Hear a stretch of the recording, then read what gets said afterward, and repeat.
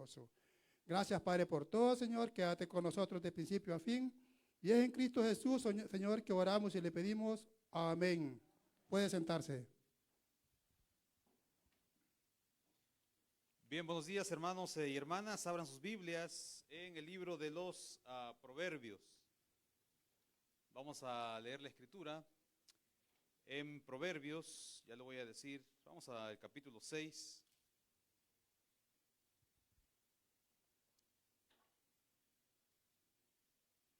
Fíjense que venir aquí a San José de la Vega es imposible no tener muchos recuerdos de hace, hablábamos con hermano Miguel, de hace 22 años.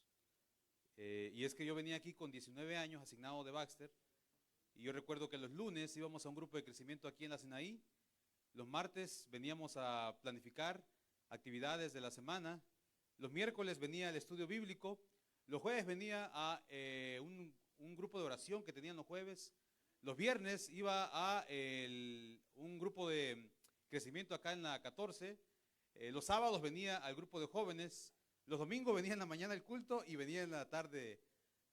Así que cada vez que uno viene acá, pues es increíble no pensar en tantas cosas, ¿no? Y el hermano Giovanni me entregó una carta y yo había entendido, yo leí la carta y en mi mente, yo le dije a mi mente que iba a predicar en el mes de junio acá. Dije yo, falta mucho para eso. Y dije que bien organizados están, que 2 meses de anticipación le mandan avisar al predicador. Pero resulta que me cayó un mensaje ahí al WhatsApp y decía que no, que era este domingo. Entonces digo yo, si no es por ese hermano o hermana que me escribió ahí, tal vez yo no estuviese acá esta mañana y estuvieran esperando el predicador y hubiera quedado mal yo, ¿no? Pensaba que era en el mes de junio. Muy bien, esta mañana vamos a meditar entonces en la Sagrada Escritura y va a ser un sermón atípico porque yo suelo ser breve en los discursos, pero este mensaje va a ser un poco extenso, así que los que duermen vayan acomodándose bien, ¿verdad? Porque vamos a durar un buen tiempo acá. En la carta que me llegó también decía que había un tema asignado y la carta que me llegó decía, estaba firmada por los líderes de esta congregación y decía que están estudiando en este mes o estuvieron estudiando el libro de los Proverbios. Así que hoy, en esta mañana, yo voy a tener bastantes textos bíblicos que tienen vinculación con el libro de los Proverbios. Así que algo atípico en mí también es andar por muchos pasajes de la Escritura, pero esta mañana sí lo vamos a hacer porque el tema que se me asignó lo justifica. Todos sabemos, y de hecho creo que el mundo religioso entiende que el versículo más famoso de toda la Biblia tal vez sea Juan 3:16. Tal vez el versículo más popular de los aproximadamente 8,000 versículos bíblicos que tiene el Nuevo Testamento. Tal vez el 3:16 es hasta el que los incrédulos se han memorizado. El texto que dice que Dios es amor, el texto que habla que Él envió a su Hijo, y el texto resalta la grandeza de la misericordia y la bondad y el amor infinito de Dios. Y hay muchas cosas que Dios ama. Pero también la Biblia nos refleja otra cara de la moneda. También la Biblia nos dice que Dios en su santidad, Dios en su esencia, hay cosas que Dios no ama, porque están en contra de su naturaleza. Y es más, no solamente cosas que Dios no ama, sino que el texto bíblico dice que Dios aborrece, que Dios detesta. Y en el libro de los Proverbios, que Proverbios es una colección de refranes populares de la sabiduría hebrea, tenemos varios de estas cosas que Dios aborrece, que Dios detesta, que a Dios no le agradan.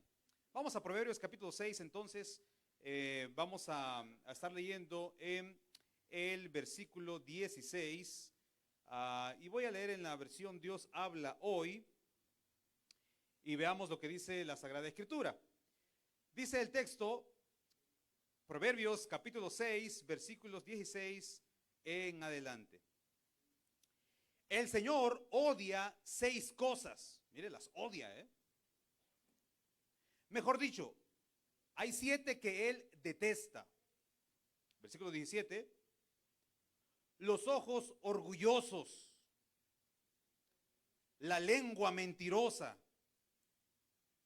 las manos que matan gente inocente. Versículo 18, el corazón que planea hacer el mal, los pies que corren a hacer maldades, el falso testigo que dice mentiras y el que causa problemas entre hermanos. Bueno, esta mañana vamos a deleitarnos en un platillo de la Escritura y vamos a imaginarnos que estamos en una comida buffet, donde vamos a meterle muchas cosas al plato. No va a ser un tema en particular, sino que aceptaré el desafío de abordar este pasaje y analizar cada una de las cosas que se encuentran en este platillo que vamos a ver en esta mañana. Y también los invito a que podamos como vernos en un espejo, ¿no?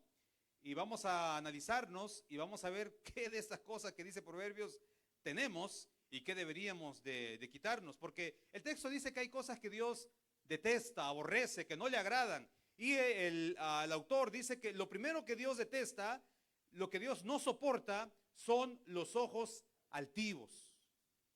O como dice la traducción en la lenguaje actual, la gente orgullosa. Dios detesta la arrogancia.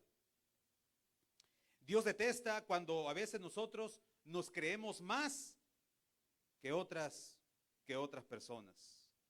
Dios detesta cuando vemos de menos a otras personas. Y por muy difícil que sea de creer, pero muchas veces esos sentimientos pueden llegar al corazón del hombre. Cuando digo hombre me refiero a la humanidad. Y Proverbios es una colección de dichos que vamos al Proverbio capítulo 11. Mire, vamos al capítulo 11. Cuidé tan bien mis lentes para traerlos que no los traje, ¿verdad? Así que voy a intentar leer acá y si no le voy a pedir a Giovanni que me ayude a leer. Proverbios capítulo 11, versículo 2. Cuando viene la soberbia, viene también la deshonra, mas con los humildes está la sabiduría. Ahora el capítulo 18, mire lo que dice el capítulo 18, versículo 12. Antes del quebrantamiento se eleva el corazón del hombre, y antes de la honra es el abatimiento. Otras versiones traducen como el prepotente. Entonces, hermanos, hermanas, Dios detesta las actitudes prepotentes. Dios detesta al presumido. A Dios no le agradan las personas presumidas. Dios detesta a los soberbios.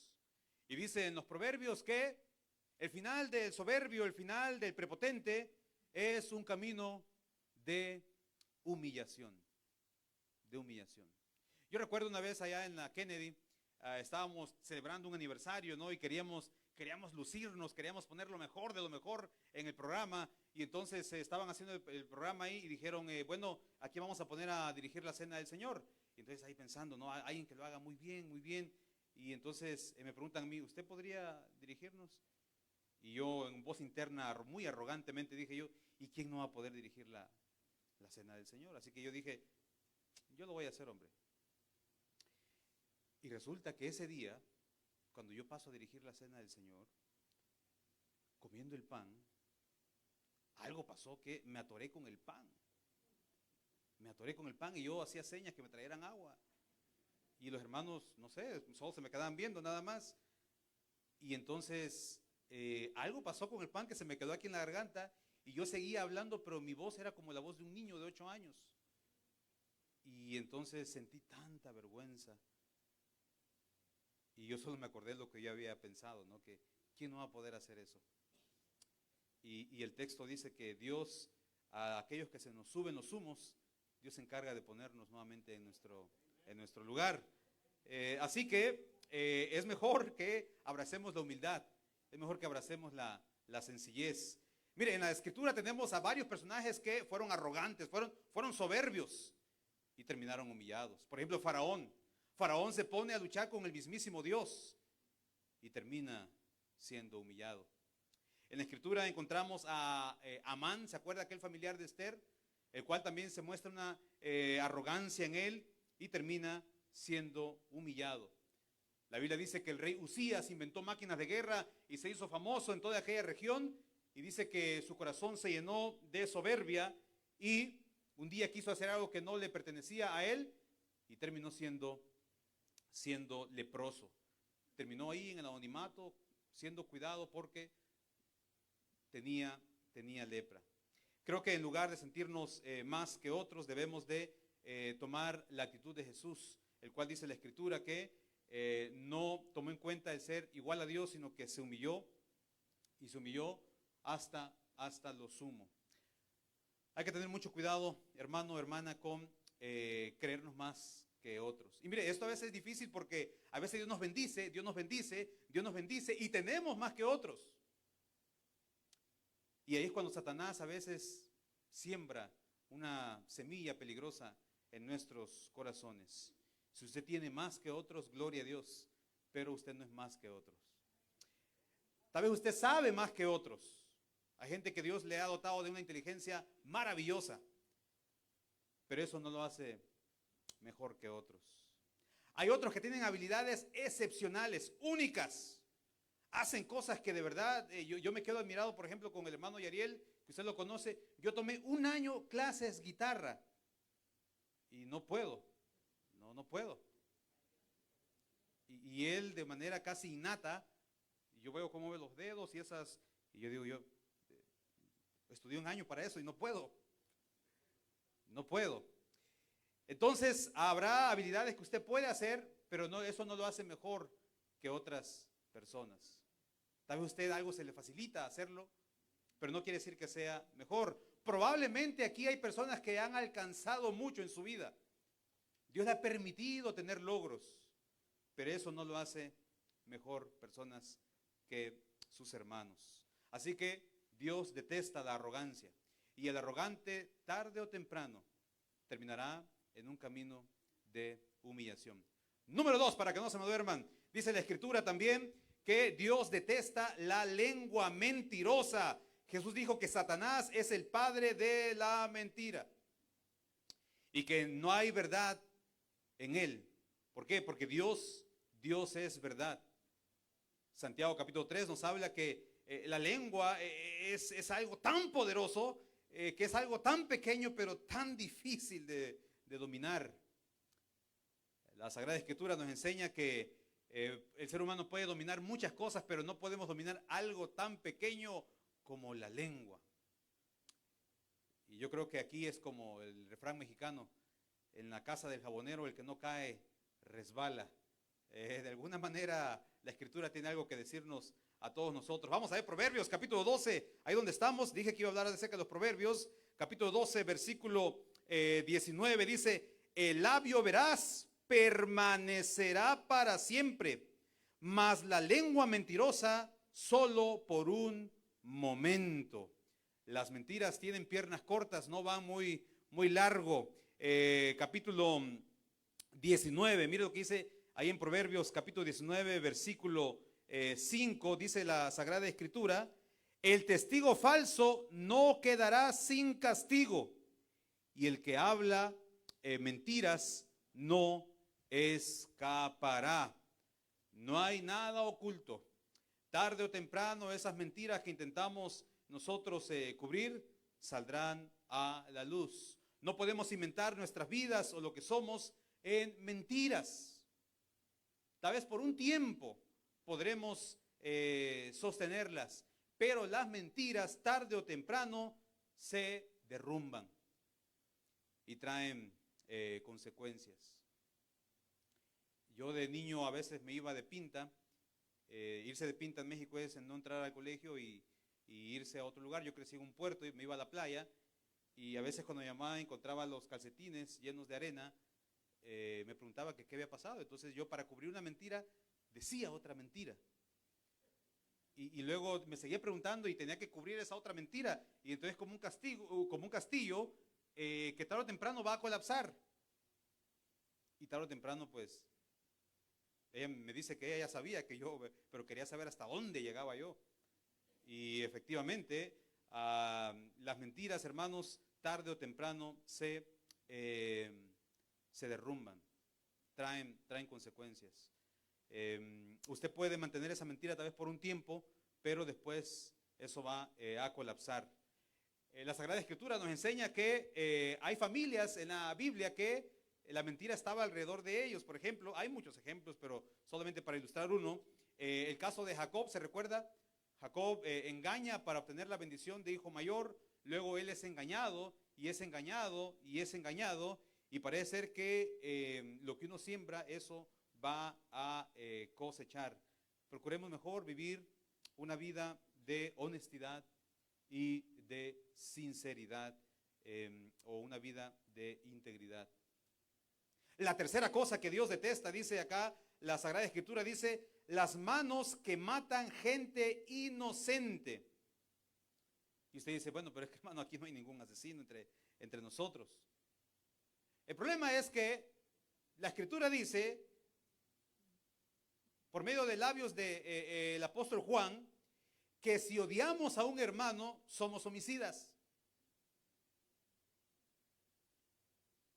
Muchos de los que estamos aquí nunca hemos tocado un arma de fuego. Nunca, yo por lo menos nunca he tocado una pistola. Muchos de nosotros nunca hemos tocado un puñal. Yo diría, me atrevería a decir que ninguno de los que está aquí ha tenido el plan de quitarle la vida a otra persona. Y me atrevería a decir que ninguno de nosotros sería capaz de pagarle a una persona para que le quite la vida a otra. Entonces uno dice, mire, eso así no, a mí no me toca eso porque yo jamás mataría a alguien inocente. Pero Juan nos dice que cuando odiamos, cuando deseamos el mal a otra persona, entonces somos culpables de homicidio. Y uno dice, bueno, ahí sí fíjese, a veces yo he deseado mal contra aquel que me ha hecho mal. Ahí sí fíjese que yo todavía sigo guardando rencor. Como me dijo una hermana sobre su esposo que había fallecido, me dijo la hermana, y espero que el diablo lo tenga sufriendo en el infierno. Y entonces yo dije, caramba, todavía hay ahí algo, ¿no? Ya la persona ya se murió y desea que siga sufriendo donde quiera que esté. Y yo creo que eso sí a veces nos toca a nosotros, y creo que deberíamos de aprender de la Escritura a aprender a perdonar. A veces hay gente que le ha hecho mucho mal a usted y esa persona ni se acuerda de usted. Y usted ahí anda, mire, con esa amargura en su corazón. Ahí anda que no puede perdonar a estas personas. Y cada vez que lo ve, resiente nuevamente. Vuelve a acordarse de lo que le hizo. Y tal vez la otra persona ni se acuerda y usted ahí anda con esa amargura. Y dice la Escritura que, pues, deberíamos de aprender nosotros a perdonar. Como hizo Esaú, se recuerda que su hermano le quitó la primogenitura y dice la Escritura que con el tiempo Esaú perdonó a su hermano. Y Jacob cuando le ve le dice, hermano, haber visto tu rostro es como haber visto el rostro de Dios. La cuarta cosa que dice la Escritura también que Dios amonesta es el corazón que planifica el mal. O hay personas que planean hacer el mal, dicen otras versiones, o como dice la traducción al lenguaje actual, Dios detesta a la gente malvada. Miqueas, el profeta Miqueas nos ilustra que hay personas que maquinan el mal en sus camas. ¿Sí? Hay gente que en la noche están solamente pensando cómo le van a hacer mal al prójimo. Cuando Dios levanta un profeta para que le predique a la nación allá en el sur, al profeta Jeremías, viene el profeta, le da el mensaje y escucha la respuesta que le da el pueblo al profeta. Dice el pueblo, no insistas, Jeremías, seguiremos haciendo lo que nos da la gana, según nuestro malvado corazón. Eso lo encuentra usted en Jeremías 18:12. O sea, hay gente que está consciente que lo que está haciendo está mal y le dicen al profeta, déjanos en paz. Como a veces decimos en la iglesia, con mi vida no te metas. Y la Sagrada Escritura nos enseña que la gente malvada también terminará de una manera, pues, trágica. ¿Ha leído usted alguna vez el libro de Abdías? Es un libro de 13 o 21 versículos, pequeñito, breve, usted se lo lee en 5 minutos. Y usted puede decir que ha leído todo un libro de la Biblia. Es muy breve, y el libro de Abdías enseña que había un pueblo que cuando ve la desgracia que está ocurriendo con Jerusalén, el pueblo se alegra de la desgracia ajena, imagínense. Se alegra de la desgracia ajena y por si fuera poco, vienen y se aprovechan que sus hermanos han sido atacados y ellos hacen leña del árbol caído. Y yo creo que debemos tener mucho cuidado cuando las personas que están a nuestro alrededor han caído en desgracia y a veces intentamos aprovecharnos de esa desgracia. Edom hizo un plan para aprovecharse de su hermano. Tal vez el ejemplo más conocido es los hermanos de José, que maquinan el mal contra su hermano. Dice, ahí viene el soñador, vamos a matarlo. Y sí, a veces dentro de los círculos más cercanos vienen esos tipos de pensamientos. Los fariseos, que supuestamente eran los líderes religiosos respetados, maquinaban el mal contra Jesús. Siempre andaban buscando cómo agarrarlo en una trampa. Y a veces esos pecados se producen por diferentes razones. Por ejemplo, el rey David, dice la Biblia que cuando le dicen que Betsabé quedó embarazada, él empieza a maquinar un plan. Él maquina el mal en su mente para ocultar lo que él había hecho. Usted conoce la historia mejor que yo, cómo es que él intenta matar a este soldado. Así que hay que tener mucho cuidado también con pensar hacerle mal a las personas.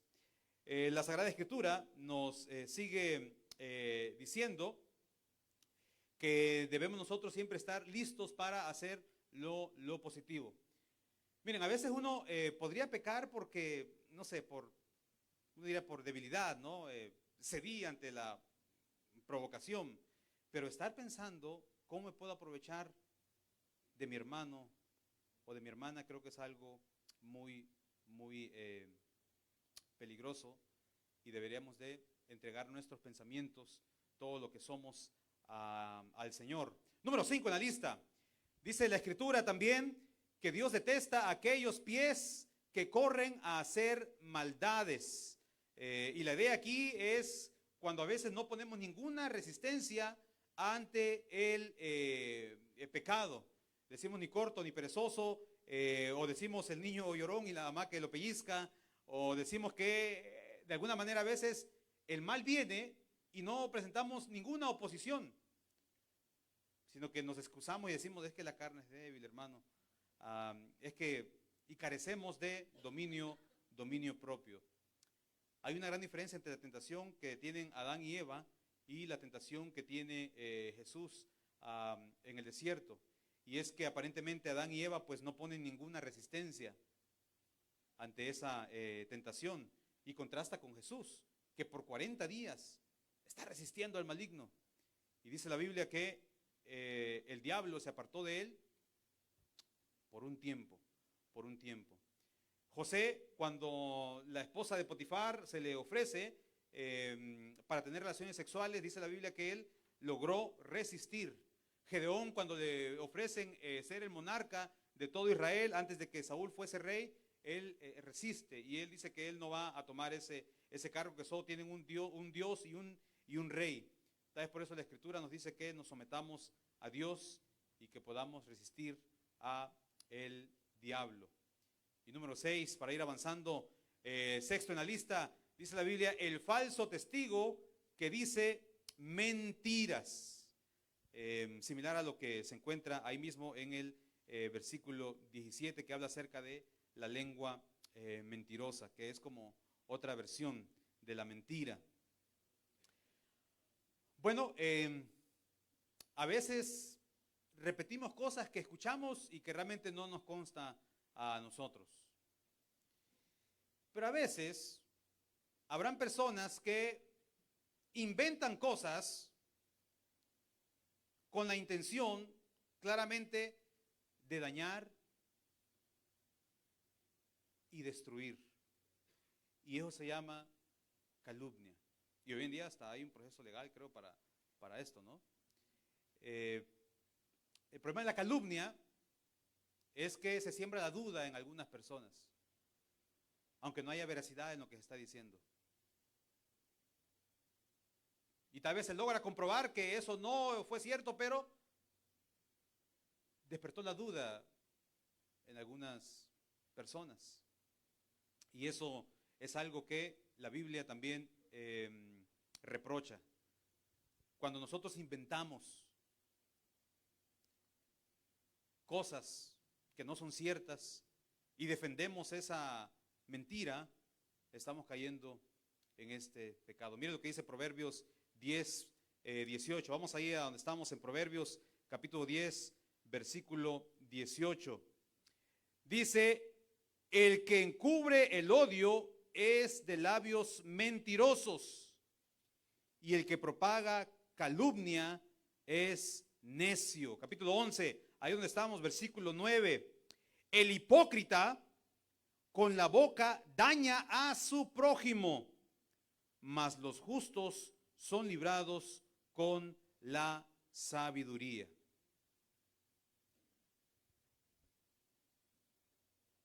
La ley en el Antiguo Testamento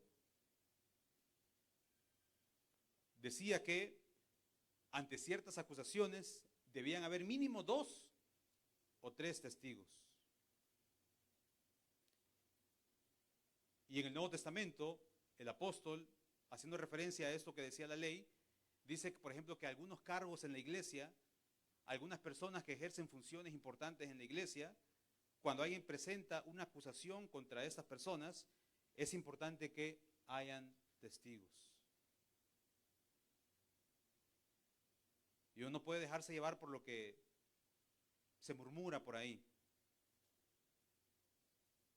Y si alguien le cuenta algo, diría: ¿estás dispuesta o estás dispuesto a sostener eso delante de X o Y persona? Especialmente la Biblia trata de proteger a aquellos que están sirviendo, a aquellos que, porque hoy en día cualquiera puede levantar un falso testimonio, pero dice la Escritura que ante algunos cargos de la iglesia deben haber testigos. Si no, no se acepta, ¿verdad?, la acusación. Y último, pero no menos importante, dice la Biblia: el que causa problemas entre hermanos. Aquí en la iglesia somos como una familia, ¿no? Y en las familias a veces hay problemas también, claro que sí, en las familias. Eso no quiere decir que no nos amamos. En la iglesia pues hay alegría, en la iglesia hay unidad. Mirad cuán bueno y delicioso es habitar los hermanos juntos, en armonía, dice el Salmo. Pero nosotros a veces habitamos juntos, pero a veces no habitamos en armonía. A veces tenemos desacuerdos entre nosotros. Y eso no quiere decir que no nos amemos. Yo tengo desacuerdo con mis hijos a veces, tengo desacuerdo con mi esposa, pero eso no quiere decir que no nos amemos. Pero dice la Biblia que hay un gran problema cuando hay personas que malintencionadas quieren sembrar la discordia entre los hermanos. Proverbios 16, vamos a Proverbios, no cierre la Biblia, vamos a Proverbios. Yo les dije que íbamos a deleitarnos en Proverbios esta mañana, capítulo 16, mira lo que dice el versículo 27. El hombre perverso cava en busca del mal, y en sus labios hay como llama de fuego. El hombre perverso levanta contienda, y el chismoso aparta a los mejores amigos. En la mitología griega, los dioses hicieron una boda. Y a esa boda no invitaron a todos los dioses. pero no invitaron a la diosa Discordia. No la invitaron a esa boda. Y como es discordia, entonces llegó a la fiesta, llegó a la boda y trajo su regalo también. Y resulta que la no invitada llega a la boda de los dioses en esta mitología y trae de regalo una manzana dorada. Y la manzana dorada decía, esto es para la más bella. ¿Y quién era la más bella? Y entonces se armó un gran conflicto entre los dioses y de ahí decimos, sembró la manzana de la discordia. Hay personas que no se sienten a gusto ver que hay buenas relaciones entre los hermanos. Y entonces levantan, siembran, intentan destruir, y dice la Biblia que lo logran a veces. Separan a veces hasta los mejores hermanos, separan a las mejores amistades, cuando nosotros deberíamos ser personas de paz. Por eso Jesús dijo, bienaventurados los pacificadores, porque ellos serán llamados hijos de Dios. Hermano, hermana, es como vernos en un espejo y decirnos, caramba, ¿qué de esto tengo y qué de esto necesito quitarme? Esta mañana hemos tenido como un buffet. Hay muchas cosas que nos dice el proverbio. ¿Tendré algo de esto yo? Un poquito tal vez. Procuremos alejarnos de la soberbia y vivir con humildad. Procuremos decir la verdad. Procuremos proteger al inocente. Procuremos hacer el bien. Procuremos resistir al mal. Procuremos nunca calumniar a otra persona.